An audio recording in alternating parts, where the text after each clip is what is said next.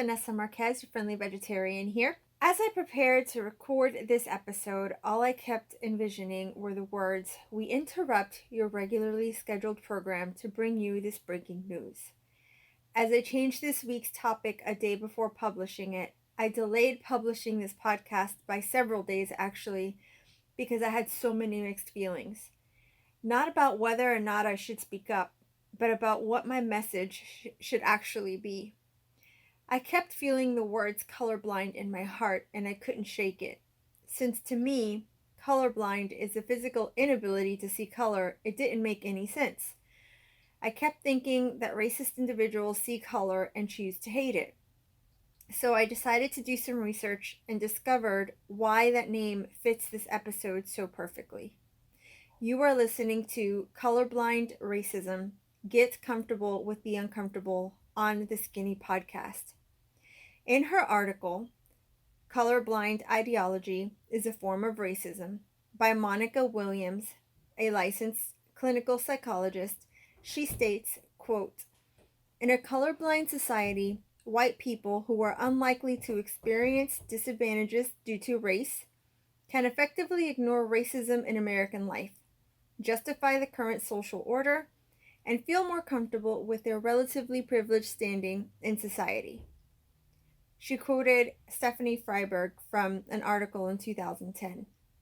Most minorities, however, who regularly encounter difficulties due to race experience colorblind ideologies quite differently. Colorblindness creates a society that denies their negative racial experiences, rejects their cultural heritage, and invalidates their unique perspectives. End quote. That article was published on Psychology Today.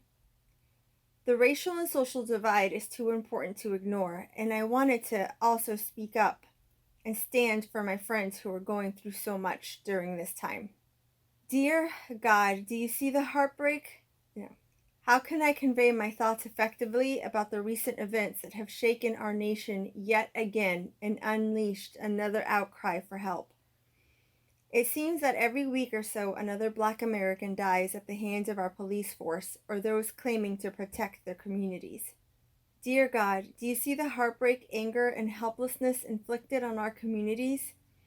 It's all so suffocating to see another family that has been destroyed by a senseless act of violence, by the very same people responsible for protecting us. Another child will grow up without their father and get no explanation that makes sense as to why. Mothers and fathers live out their nightmare of losing their child, and loved ones are left without any answers. George Floyd's arrest video makes me feel poignant as one cop has his knee on George's neck after he was placed under arrest and was handcuffed. Another officer stood there and did nothing to intervene while George cried for help, saying that he could not breathe. There was a total of 4 officers involved in this arrest, and not one of them stood up for what was right. According to Minneapolis Mayor Jacob Frey on CNN.com, this is not an approved technique by the police department. It's not permitted. The cops who murdered George Floyd cannot simply be slapped on the wrist for abusing their power, using excessive force, or for police brutality. Justice needs to be served for taking his life. Black men and women are being murdered at the hands of those in authority. It's not getting worse, it's simply more visible now because of technology and social media.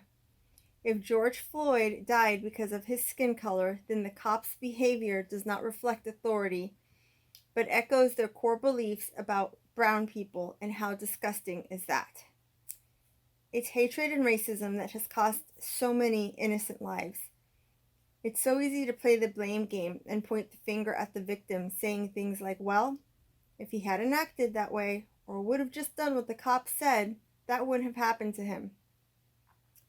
Or by asking what the victim was doing to have caused the cops' reaction, before making a judgment on whether their actions were justified. Except that there is no justification for using this type of force on a person. Ever. Familiarity breeds contempt. We cannot become so desensitized to Black people dying at the hands of our law enforcement that your response is, Well, there goes another black person who died at the hands of a racist cop. That you become complacent and immune to these crimes. It's no longer okay to just say, I'm not racist, I have black friends. I hang out with all types of races.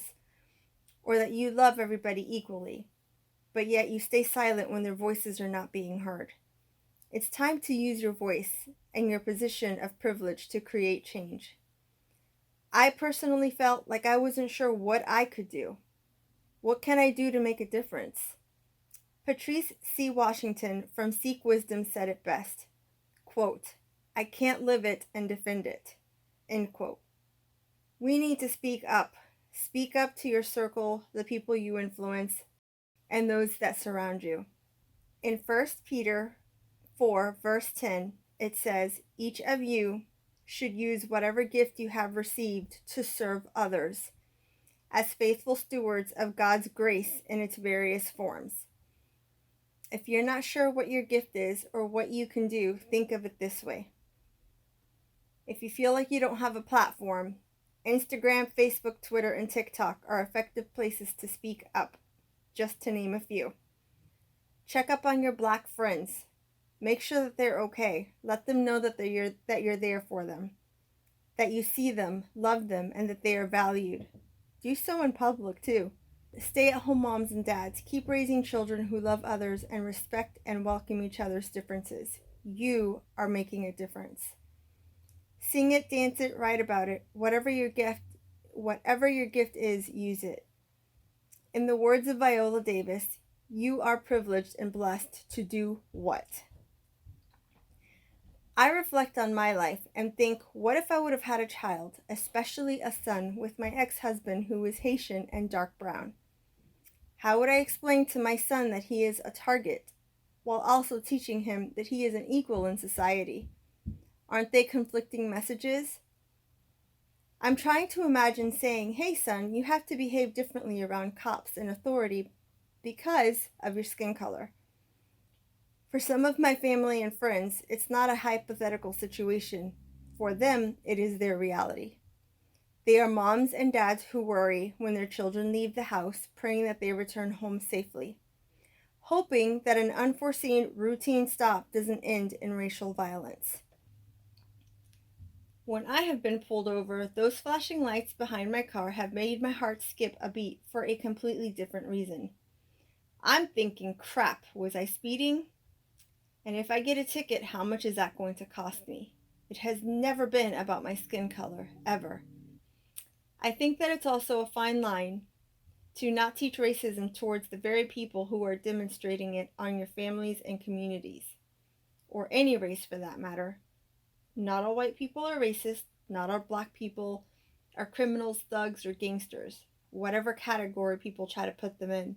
But I'm going to take that a step further and say that black people are not beneath you. They are not a lower class just because they're black. It's time to change the narrative.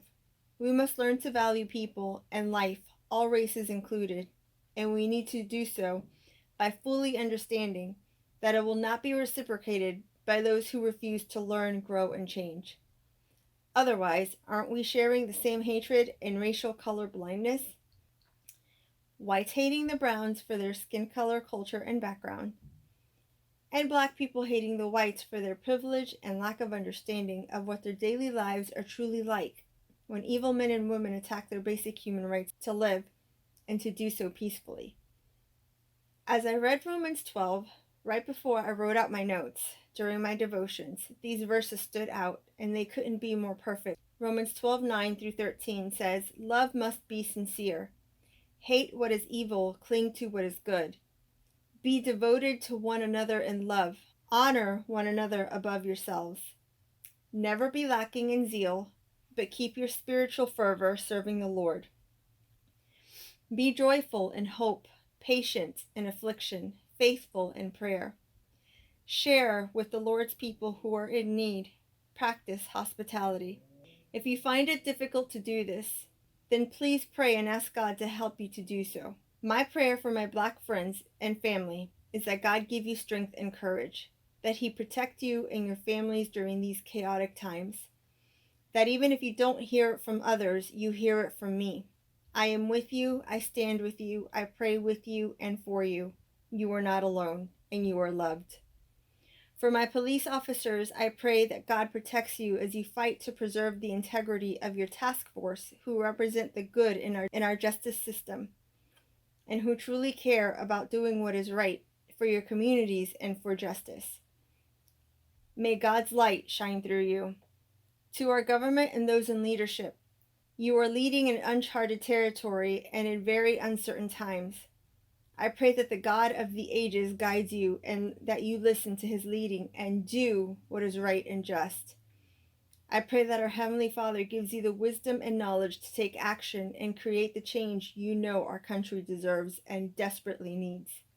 To our pastors, I pray that God gives you the strength while you remain strong for those who are leaning on you for answers, depending on you to speak up and challenge the status quo. That in the middle of chaos, you will clearly hear God's voice, and that his love shines through you as well.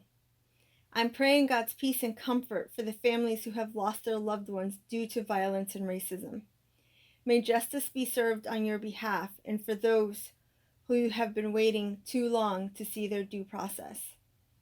I pray that the voices of the people who are uniting in love, but with a mission and a passion for change, be louder than those who are acting out of violence, destruction, and evil. In 1 Peter 4 verse 8 it says, "Above all, love each other deeply, because love covers a multitude of sins. Offer hospitality to one another without grumbling."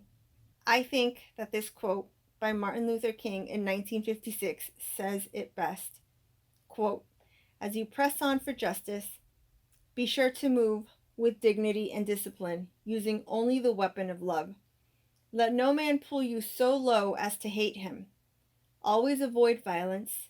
If you succumb to the temptation of using violence in your struggle, unborn generations will be the recipients of a long and desolate night of bitterness, and your chief legacy to the future will be an endless reign of meaningless chaos." End quote. It's a choice to love, to pray for those who have taken so much from you. It's also a choice to unite and rise above even when ignorance and evil scream so loudly that you can barely concentrate on the truth. A house that is divided will fall. And I'm not referring to simply uniting as Black Americans, Hispanics, whites, Asians, or any race. I am speaking about uniting as a human race with a mutual love, respect, and common goal: equality for all. We are living in an era where our social climate is so volatile, and our authority figures are not helping to change that climate. Ignorance and racism are a matter of choice and not genetics.